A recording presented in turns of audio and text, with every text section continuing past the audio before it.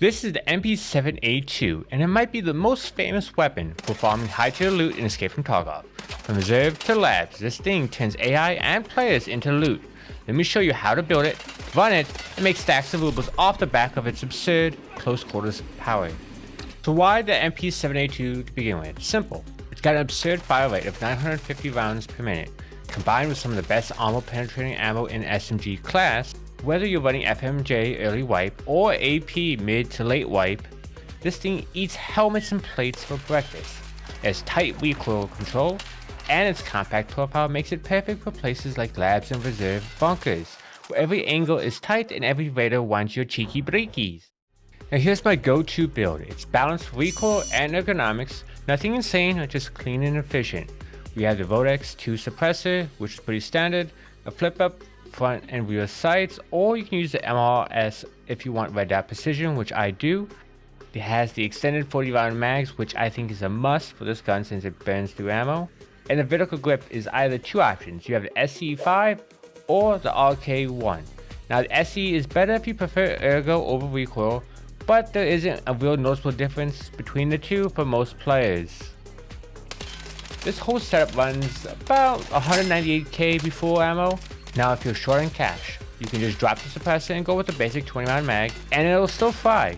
Just pack lots of mags and ammo because you're going to need it. Now let's quickly talk about ammo. There's only three real types of ammo I would use with this gun, and that's going to be JSP, FMJ, and AP for obvious reasons. The other two are okay, they do the job, but they just don't have the armor pen you need. These are going to be the three go-tos I recommend. Now let's talk tactics. Now on labs, you always want to pre-aim your corners, lean into peaks, and use radar audio to bait movement. That is, if the Tarkov audio actually works. The heads do pop pretty fast, so the MP7's low recoil helps you stay on target easier. Now don't panic spray, but best fire equals wins. Throw a lucky nade just to get them to move if you need to. Then when you get them moving, that's easily when you pop them, since they can't shoot and move at the same time for most cases. Now just don't hit the walls like I do. And here is a perfect example of don't panic spray, but also the Tarkov audio not really giving me any panic cues. I just almost put my pants at that exact moment, hence me dumping a mag into his back.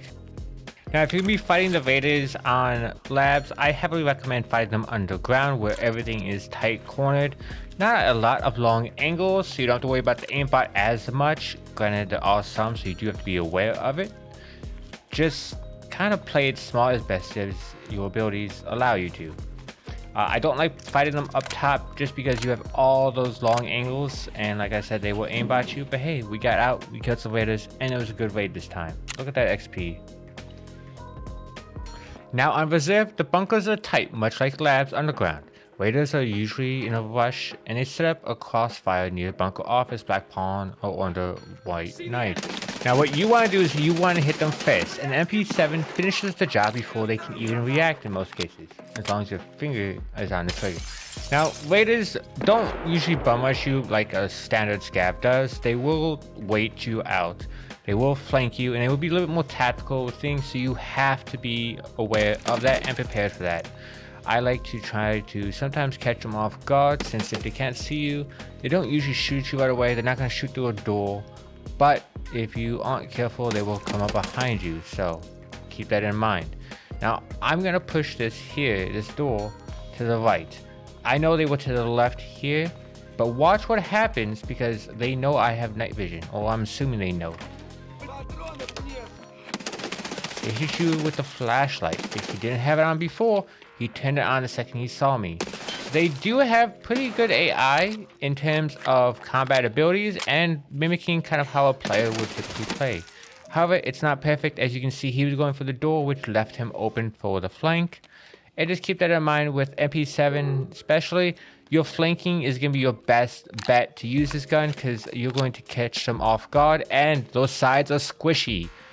So you're going to melt right through those sides pretty easily. This kills both scavs and everything else, but just kind of watch where the bullets go, because if you're not careful, they're going to go through multiple enemies and then some. So if you see any explosive containers such as on labs, you might accidentally blow yourself up. Don't ask me how I know. So we're just using this as an example. This is a raid I did on my last live stream where I went to D2 ultimately due to getting a quest item, but I dropped into reserve with full APSX ammo, and I'm just running the basic circuit I typically do on reserve since it's one of my favorite maps. In this case right here, we were going to get the 2 medical records for disease history since I finally got the second key I needed. And in the process, we're also going to hit up one of the marked rooms that's underneath Black Pawn, and then finally get the box that's right there by the D2 extract to then give that to Peacekeeper and be done with our day. And this is just going to be showcasing the fundamental usage of how I go about using MP7. Again, I'm usually sticking to close to the walls, not staying out in the open, and just looking for that quick angle where I can catch somebody or AI off guard. You want to be as small as possible since it's not about the size, it's about how you use your weapon here. Also, if you're behind on the curve, the marked rooms have secretly been buffed by BSG. So those marked room keys that were worthless are now worth their weight and more in rubles. So definitely start using them, take them out, and give it a go. See what loot you find. As you can see here in this room, I found 7 guns, an ammo container, and some rare loot. Not too bad for a single use. Overall, if I was able to take all these guns out, probably be close to 500,000 rubles. Now my total haul for both the labs raid and this reserve raid ended up being around 700,000 in gear and just other miscellaneous loot. I only used about 30,000 in ammo between the two, and it barely got me any kind of armor damage, so the repair costs weren't even that bad.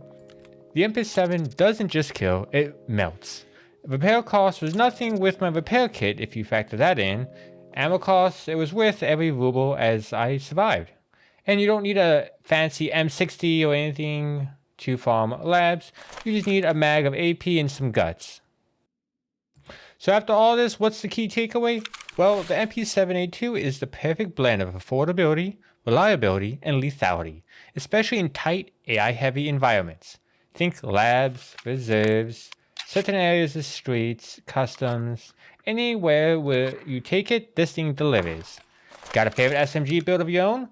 Drop it in the comments, I'll read and reply to each and every one. Now according to YouTube, you're supposed to love this video, so you should definitely watch this next. Right here, just click it. I promise you, YouTube never is wrong.